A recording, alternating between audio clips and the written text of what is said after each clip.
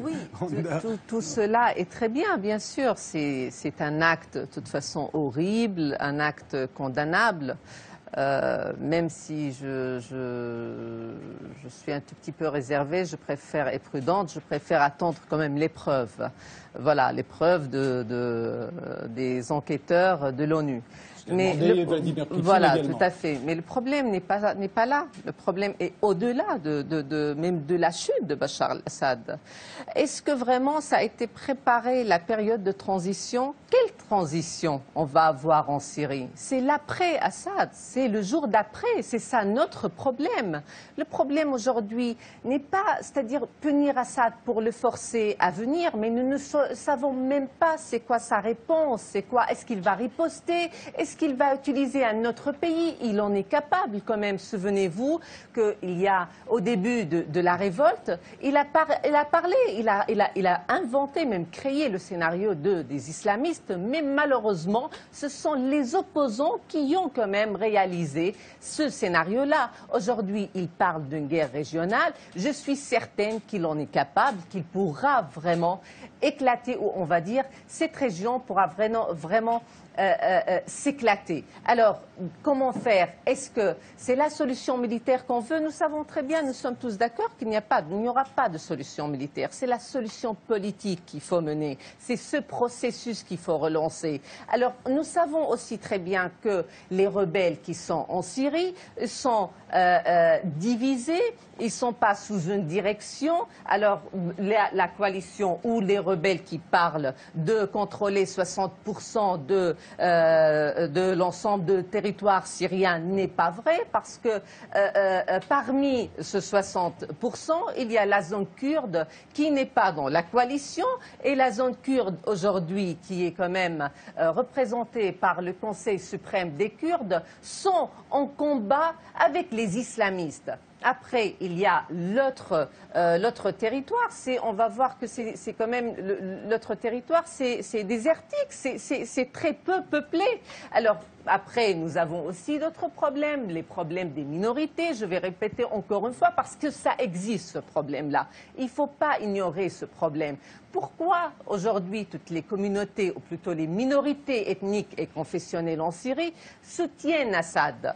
Ils le soutiennent parce qu'ils veulent d'abord la garantie de leur sécurité. Si vraiment nous voulons que ces minorités-là le lâchent, il faut garantir leur sécurité. Et c'est là, il faut créer un projet politique. Avant de parler de tout cela, il faut vraiment créer ce projet-là.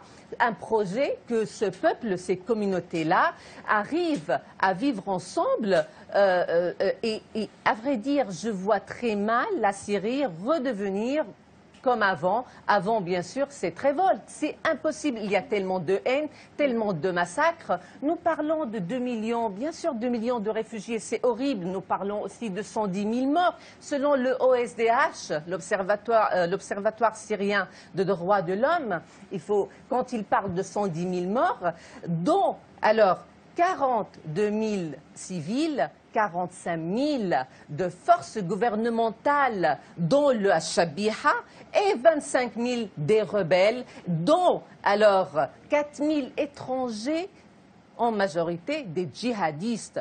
Voilà, c'est là le problème de ces djihadistes, le problème de tous ces groupes islamistes radicaux qui sont sur le terrain et qui pèsent aussi sur le terrain. Voilà, c'est là où il faut vraiment parler. Je crois, voilà. Randa Kassis. Le problème, c'est que M. Maros demande, en fait, puisqu'il demande de changer le rapport des forces, ça veut dire qu'il demande un équilibre de la terreur. C'est tout simplement, ce sera ça en Syrie.